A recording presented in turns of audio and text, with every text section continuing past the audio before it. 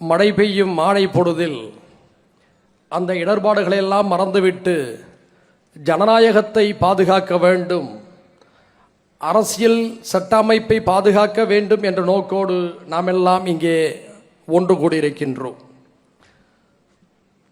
இந்த மாநாட்டுக்கு வருவதற்கு முன்பாகவே பல சுற்று கலந்துரையாடல்கள் நடைபெற்றன. அந்த கலந்துரையாடல்களுடைய வழியாகத்தான் சட்டமன்றத்திலே நான் FCRA சட்ட மசோதாவை ஒன்றிய பாஜக பாசிச கூட்டணி அரசு கொண்டு வரக்கூடிய சூழலில் அதற்கு எதிராக தமிழ்நாடு சட்டமன்றத்தில் தீர்மானம் நிறைவேற்ற வேண்டும் என்று பேசினேன். முன்வரிசை அமைச்சர்கள் அதனை செவியேற்று உடனடியாக முதல்வருடைய கவனத்துக்கும் எடுத்து சென்று அடுத்த 24 மணி நேரத்திற்குள் தமிழ்நாடு சட்டமன்றத்தில் FCRAக்கு எதிராக தீர்மானம் நிறைவேற்றப்பட்டிருக்கிறது என்பது இந்த ஆயத்த கூட்டத்திற்கு கிடைத்த முதல் வெற்றியாகும். ஏனென்று சொன்னால் சமீப வருடங்களாக என்று சொல்ல முடியாது, நூற்றாண்டு காலமாக இந்திய ஜனநாயகத்தை சீர்குலைப்பதற்காக நாக்பூர் கூட்டம் போட்டு வரக்கூடிய தொடர் திட்டங்களில் ஒன்றன் பின் ஒன்றாக அவர்கள் சாதித்து வெற்றி பெற்று வருகிறார்கள். அந்த அராஜகங்களுக்கு எதிராக குரல்களை எழுப்பக்கூடிய ஜனநாயக சக்திகள் அவர்களை போல தொடர் திட்டமிடல்களில் ஈடுபடாமல் அங்கொன்றும் இங்கொன்றுமாக எதிர்குரல்களை எழுப்பிக் கொண்டிருக்கின்றோம். RSS நினைத்ததை நூறாண்டுகளிலே சாதித்திருக்கிறது. ஆனால் RSSக்கு எதிரான ஜனநாயக செயல்பாட்டாளர்களுடைய பணிகள் அதே போன்ற நுட்பத்தோடு செயல் திட்டங்களோடு இருந்ததா என்றால் இல்லை, இருக்கிறதா என்று சொன்னால் இல்லை. இன்று ஒரு நம்பிக்கையை நாம் வெளிப்படுத்தலாம். பாசிசத்தை வீழ்த்த வேண்டும் என்ற அந்த குறிக்கோளை நோக்கிய நம்முடைய பயணத்தில் நம்பிக்கை என்பது மட்டும்தான் பிரதானமாக இருக்கிறது. அதே நேரத்தில் நம்முடைய இந்த பயணத்தில் ஜனநாயக எழுச்சி களத்தில் நாம் நிச்சயமாக வெற்றி பெறுவோம் என்ற நம்பிக்கை இருக்கிறது. ஆனால் 5 ஆண்டு காலத்தில் அவர்கள் ஏற்படுத்தியிருக்கக்கூடிய நுண்ணிய அபத்தங்களை, அரசமைப்பு சட்டத்துக்கு எதிரான திட்டமிடல்களை உடனே சரி செய்து விட முடியுமா என்று சொன்னால், எந்ததொரு புதிய ஆட்சி அமைந்தாலும் டெல்லியில் இவற்றை சரி செய்வதற்கே குறைந்தபட்சம் 10 முதல் 15 ஆண்டு காலம் ஆகும் என்ற யதார்த்தத்தை புரிந்து கொள்ள வேண்டும். ஏனென்று சொன்னால் நம்முடைய எதிரிகள் ஜனநாயகத்தன்மை உள்ளவர்கள் அல்ல, நச்சு சிந்தனையாளர்கள். கிடைக்கின்ற ஒவ்வொரு வாய்ப்பையும் தங்களுக்கு சாதகமாக பயன்படுத்திக் கொண்டு தங்களுடைய சித்தாந்தங்களை எப்படியெல்லாம் புகுத்த வேண்டுமோ அதையெல்லாம் புகுத்துவிட்டு எல்லா துறைகளிலும் தலைநிமிர்ந்து நிற்கிறார்கள். கம்யூனிசம் வலிமை பெற்றிருக்கக்கூடிய கேரளாவில் அவரால் ஒன்றும் செய்ய முடியும் நினைத்தோம். ஆனால் அவர்களுக்கான வெற்றிகளை அங்கே தொடங்கி இருக்கிறார்கள்.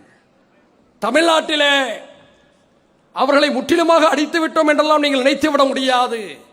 களத்திலே அவர்கள் பலகீனப்படுத்தப்பட்டிருக்கலாம். ஆனால் அதிகார மையங்களிலே எல்லா இடங்களிலும் ஊடுருவி உதாரணம் தான் மதுரை நீதிமன்றத்துடைய தோற்றம் நம் முன்னால் காட்சியளித்துக் கொண்டிருக்கிறது.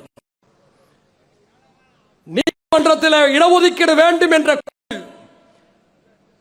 அவசியம் என்பதை நீதிமன்றங்கள் வழங்கக்கூடிய தீர்ப்பின் வாயிலாக நாம் புரிந்து கொள்கின்றோம். இப்பொழுதெல்லாம் நீதிமன்றங்கள் வழங்குவது நீதியா தீர்ப்பா என்ற ஒரு கேள்வி எழுந்திருக்கிறது. தீர்ப்பு வேறு. நீதிமன்றங்கள் எல்லாம் இப்பொழுது நீதியை சொல்வதில்லை என்பதற்கு மதுரை உயர் நீதிமன்றத்தில் GR சுவாமிநாதன் போன்ற கொடுக்கக்கூடிய அந்த தீர்ப்புகளை வைத்து நாம் யோசிக்க வேண்டியிருக்கிறது. ஸ்டைன்ஸ் பாதிரியார் ஏன் வஞ்சகமாக சிறையிலே நீண்ட காலம் அடக்கி ஒடுக்கப்பட்டு உயிரிழந்தார்? பாபர் மஸ்ஜித் வழக்கிலே கொடுக்கப்பட்டது நீதியா தீர்ப்பா? சிந்தித்து பார்க்க வேண்டும். அந்த அளவுக்கு எல்லா துறைகளிலும் பாசிஸ்டுகள் நுழைந்திருக்கிறார்கள். இப்போதும் கூட அவர்கள் தந்திரமாக காய்களை நகர்த்தி கொண்டிருக்கிறார்கள். நன்றாக புரிந்து கொள்ள வேண்டும். டெல்லி போராட்டத்தை பற்றி எல்லோரும் எழுச்சியாக பேசிக் கொண்டிருக்கிறார்கள். உன்னிப்பாக கவனிக்க வேண்டும். யாருக்கும் உடனடியாக சான்றிதழை கொடுத்து விடாதீர்கள். அண்ணா ஹசாரே தொடங்கி இன்றைய CJP வரை கவனத்தோடும் காத்திருப்போடும் நாம் அவர்களை அணுக வேண்டியிருக்கிறது என்பதை மறந்துவிடக் கூடாது. ஒரு மாபெரும் எழுச்சி மோடிக்கு எதிராக, பாசிசத்துக்கு எதிராக புறப்படுகின்ற போது அதை அறுவடை செய்பவர்களாக காங்கிரஸோ கம்யூனிஸ்டோ இருந்துவிடக் கூடாது என்பதில் RSS தெளிவாக இருக்கிறது. அது தங்களுடைய கட்டுப்பாட்டில் இருக்கக்கூடிய, தங்களுடைய பிடிமானத்தில் இருக்கக்கூடிய அல்லது தங்களை நேசிக்கக்கூடிய இன்னொரு சக்தியின் கையில் தான் இருக்க வேண்டும். ஒன்று பாஜக இருக்க வேண்டும், அல்லது நம்முடைய பேச்சை கேட்கக்கூடிய இன்னொரு சக்தி இருக்க வேண்டும் என்று RSS நினைக்கிறது. எனவேதான் ஒரு டெல்லி போராட்டத்தை பார்த்துவிட்டு எழுச்சி புரட்சி என்று நாம் ஏமாந்துவிடக் கூடாது. யாருக்கும் நாம் உடனடியாக சான்றிதழ் வழங்கிவிடக் கூடாது. நன்றாக புரிந்து பாருங்கள். கம்யூனிஸ்டுகள் வளர்வதை விரும்பவில்லை. சில அரசியல் முரண்பாடு நமக்கு காங்கிரஸோடு இருந்தாலும் தேசிய அளவிலே பாஜகவுக்கு மாற்று சக்தியாக அவர்கள் இருக்கிறார்கள் என்ற யதார்த்தத்தை நாம் உணர்ந்து கொள்கிறோம். ஆனால் அந்த காங்கிரஸ் எந்த விதத்திலும் அந்த இடத்தை பிடித்துவிடக் கூடாது என்பதிலும் அவர்கள் கவனமாக இருக்கிறார்கள். இந்த நிலையில்தான் நடக்கக்கூடிய ஒவ்வொன்றையும் கூர்ந்து கவனிக்க வேண்டும்.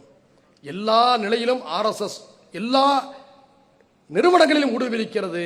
யார் வளர்ந்தாலும் ஒன்று அவர்களை கையகப்படுத்த நினைக்கிறது அல்லது அடிக்க நினைக்கிறது. இந்த நிலையில்தான் இன்று FCRA போன்ற நிகழ்வுகளுக்கு எதிராக நாம் எல்லாம் போராடி கொண்டிருக்கின்றோம்.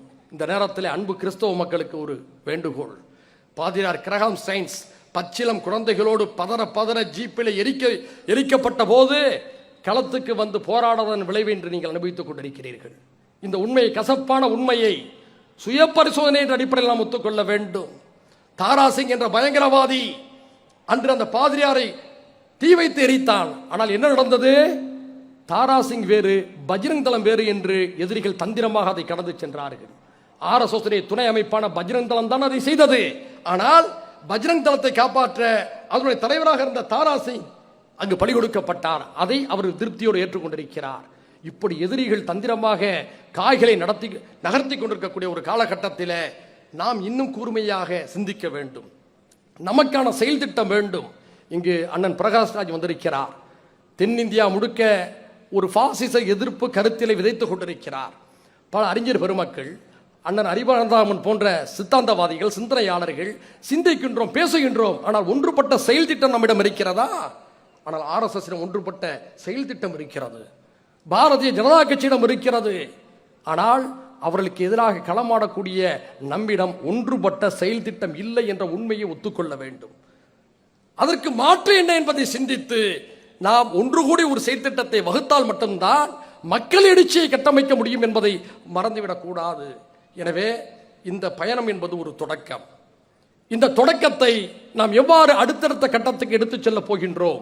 இதில் அரசியல் இருக்கக்கூடாது, கூட்டணி இருக்கக்கூடாது.